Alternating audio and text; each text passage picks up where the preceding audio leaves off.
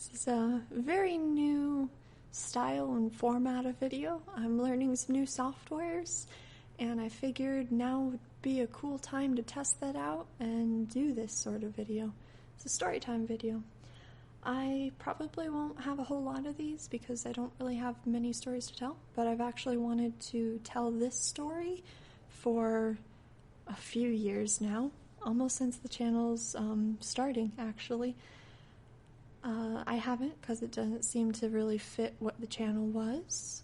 It's going to come across as probably a very personal story, but it's really not. I usually, when I make a friend, as soon as they come into my circle of friends, I do end up telling the story as kind of like a learn from my mistakes type of thing. But, and it makes a lot of times them think they're a little further in my circle than they actually are, which is kind of funny. But yeah, so this is essentially the story of how I became content as a single person.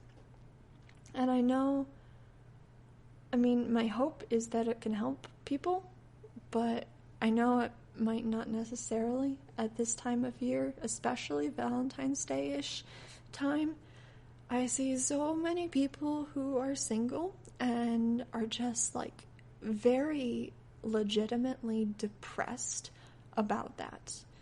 They're pining away. They're like, man, I really want my other half. I want somebody to come by and complete me, or just anybody. I want to have anybody. I don't care who.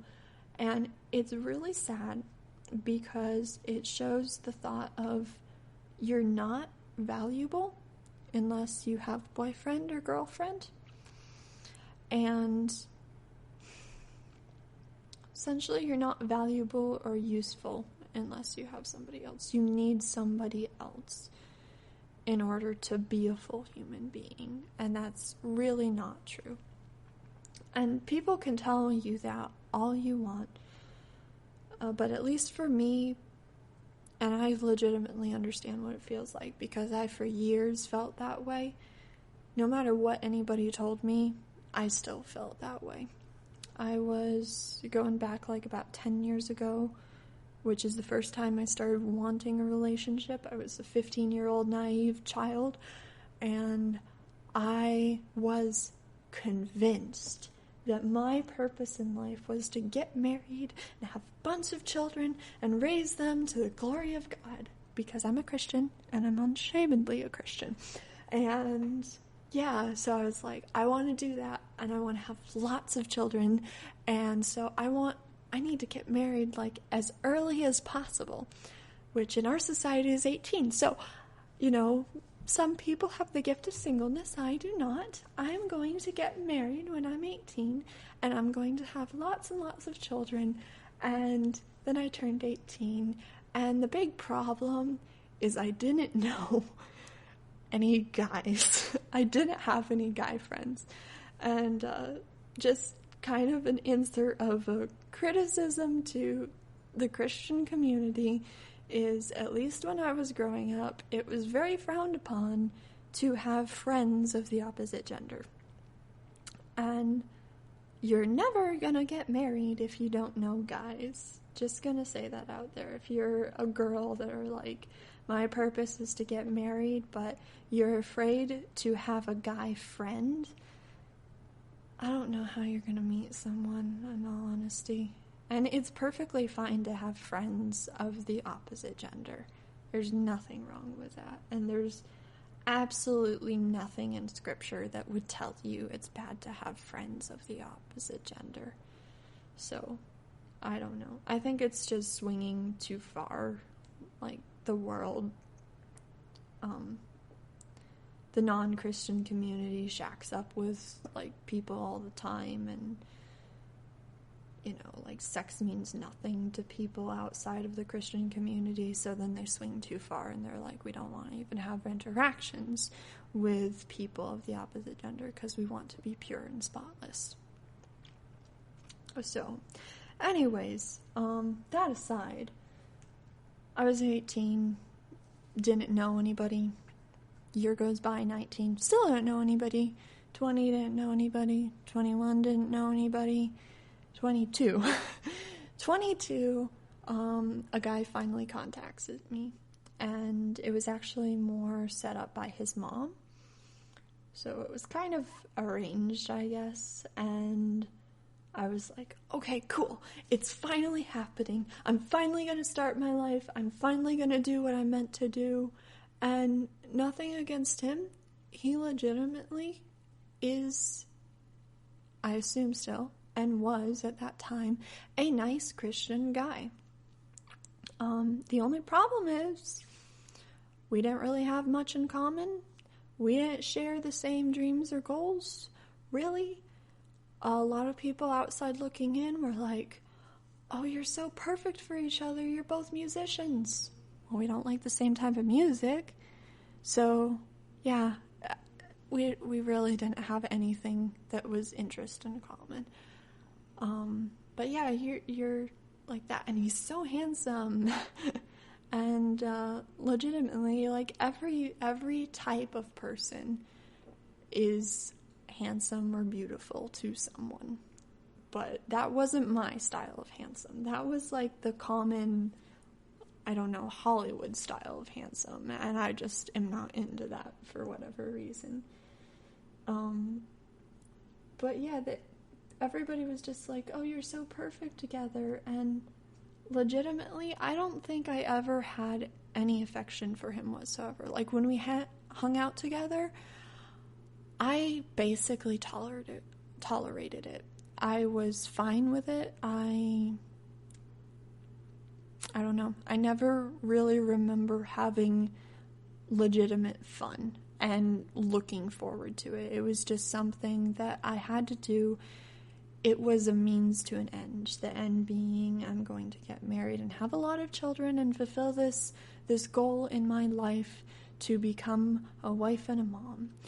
And he was the way that I was going to be able to do that. Which is really sad and really not fair to him. But we dated for 6 months, and then he proposed, and I was like, okay, great.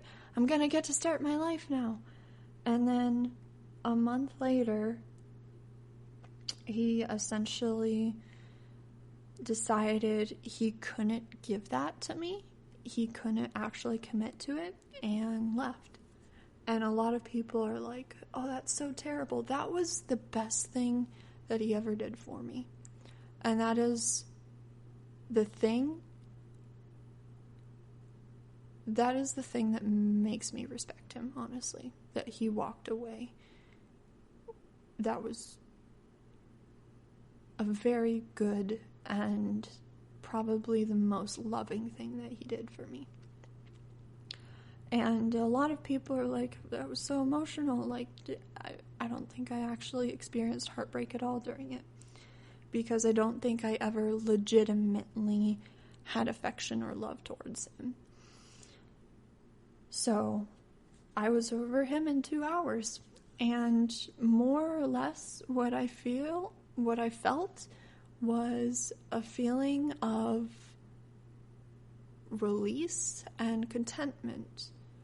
And what I learned in that, because supposing that we had gone through with it, I think we would have both been miserable. And I think we would have divorced eventually. Because we just were not a good match. And to be able to avoid wasting all that time and all that heartbreak that would have happened is wonderful. So yeah, we weren't really a good match. And what I learned was that it is far better to be single and alone and able to do what you want to do and what you feel you are called to do than to be with somebody that is not the right person. You're gonna get more done. You're gonna be better. You're gonna be more valuable and do more for this world and for people and for God on your own than with somebody that's not right. And so interesting thing is this YouTube channel kind of the very first video I did do while I was still kind of dating him. But everything after that was after that, basically. And YouTube is something that, and just the harp and everything, was something that was in the back of my mind for a very long time, of a dream that I wanted to do. But I held off on it because I felt like, no, my purpose is to get married. And if I'm doing this at that time, I'm basically going to be distracted from getting married. And so I didn't do it for years because of that. And after it was kind of like a, you know what, go ahead and do this thing that you want to do. And just do the thing, use your talents, and God will bless it. And he did. So, yeah, that's the main thing. It's better, it's so much better to be single than with the wrong person. And from it too, like I used to have all sorts of things of, okay, he's got to be like this and this and this, and he's got, in order for me to marry him. And then afterwards, what I decided was there's really only one requirement to know if somebody is the right person for you or not. And that is, are you and them, because it's a two-way street, going to be better people and do more together than apart? Because if that's not the case, there's no point. There's no point. If a relationship holds you back, if you are holding someone else back in a relationship, it's not mutual, it's not helpful. In a good relationship, it has to feel like both people, basically, it feels like you're getting more than you're giving, but you're trying every fiber of your being to give more than you're getting. And if that's not the way that it works, it's probably not going well. And that doesn't mean it has to be over, of course, but it does mean you're doing something wrong. And it might mean it's the wrong person for you, because I do think when you actually have that right person, it's not going to feel like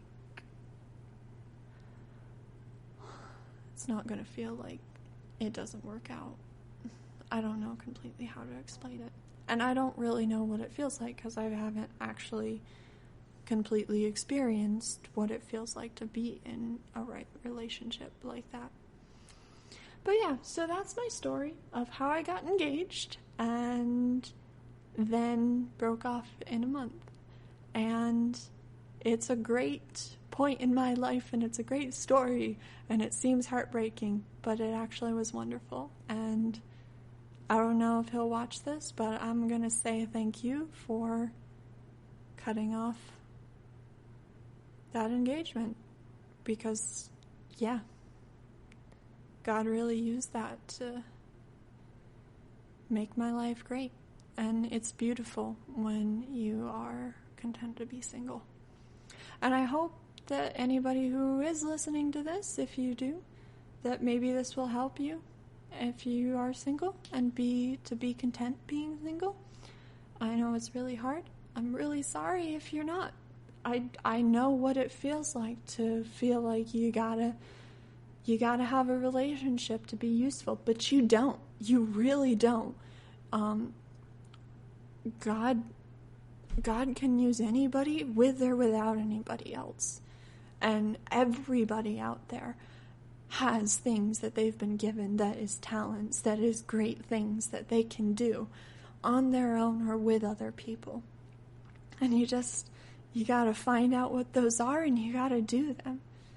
And I don't care who you are, and I don't care how talentless you feel. You are not talentless. Nobody is talentless. So, yeah.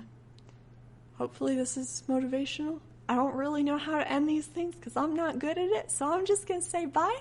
Thanks for listening, and subscribe if you feel inclined to, or whatever they say. Alrighty, bye everybody.